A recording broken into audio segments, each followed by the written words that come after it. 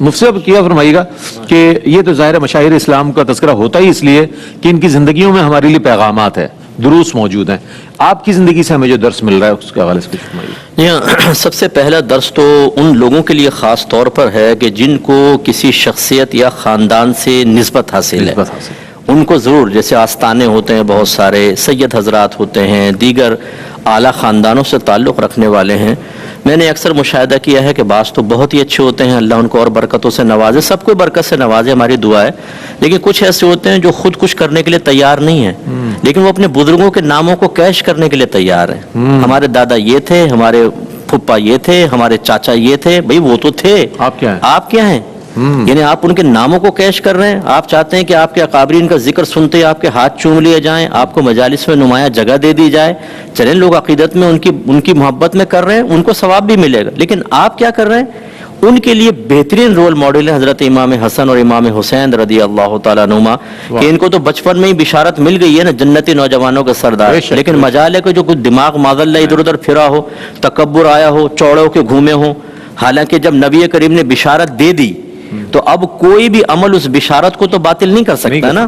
آپ کوئی بھی طرز عمل اختیار کرتے، لیکن کیسے کرتے؟ جب حضرت علی، بی بی فاطمہ اور خود نبی کریم صلی اللہ علیہ وسلم اور بی بی خدیجہ الکبریٰ رضی اللہ تعالیٰ عنہ کا فیض ان بچوں کے اندر منتقل ہے تو کیسے ہوتا. لیکن اب یہ دیکھنا چاہیے کہ انہوں نے اپنی پوری زندگی عارضی، انکساری کے ساتھ، غریبوں کے ساتھ اچھا سلوک کر کے اللہ تعالیٰ کے خوف میں گزاری. اور ایک عام نسبت رکھنے والا بے خوف ہو جائے، یہ بالکل درست نہیں ہے. میں سید حضرات سے بھی گزارش کرتا ہوں، ہمارے سر کے تاج ہیں، لیکن آپ کو اپنے نانا جان کی نسبت سے وہی طرز عمل اختیار کرنا چاہیے جو حسنین کریمین نے اختیار کیا. دوسرا یہ کہ پھر علم دوستی، کہ جو اصحاب صفہ کے پاس بیٹھنا، ان سے اکتساب فیض کرنا، تو علم دین سیکھیں. اسی طریقے سے عاجزی، انکساری، تکبر، غرور نہ ہو. اور پھر آپ نے خلافت سے جو دستبرداری اختیار فرمائی، کسی نے آپ سے پوچھا کہ سنا ہے کہ آپ خلافت کے خواہش مند ہیں؟ آپ نے ارشاد فرمایا کہ اگر ایسا ہوتا تو میں مقابلہ کرتا، اور اگر میں عرب کو آواز دیتا تو سارے عرب میرے پیچھے کھڑے ہوتے.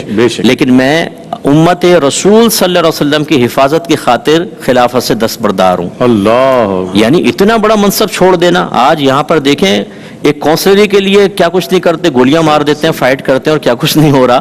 اور آپ کو تو پوری یعنی جنت کی تو سرداری حاصل ہے، دنیا کی بھی حاصل کر سکتے ہیں. لیکن اتنا بڑا منصب چھوڑنا دنیا کا، یہ کوئی آسان بات تو نہیں ہوتی. باطن کی مضبوطی چاہیے. اس کا مطلب یہ ہوا کہ خاندان کو ملانے کے لیے، مسلمانوں کو ملانے کے لیے، ان میں مضبوطی پیدا کرنے کے لیے طرز عمل اختیار کرنا امام حسن کی سنت ہے. اور ہم ٹانگیں کھینچ رہے ہوتے ہیں، ہم لڑوا رہے ہوتے ہیں، ہم آفس فیکٹری کے اندر ایک دوسرے کے راز بتا کر اداروں کو کمزور کر رہے ہوتے ہیں. یہ غلط رویے ہیں. تو خلاصہ کلام یہ کہ آپ کی حیات طیبہ کا مطالعہ کیا جائے. اور میں تو کہتا ہوں ان نفوس قدسیہ کو سلیبس میں ڈالنا چاہیے، ان کی سیرت کو لکھنا چاہیے. اور ہمارے بچے اگر اس سیرت و کردار کو لے کر پھر دنیا کے کسی بھی منصب میں جائیں، چاہے وہ ملکی سطح کے اعتبار سے ہوں یا دینی اعتبار سے ہوں، انشاءاللہ بہترین لوگ تیار ہوں گے اور اس کے بہترین نتائج مرتب ہوں گے. بے شک ایسا ہی، بالکل ایسا ہی ہے.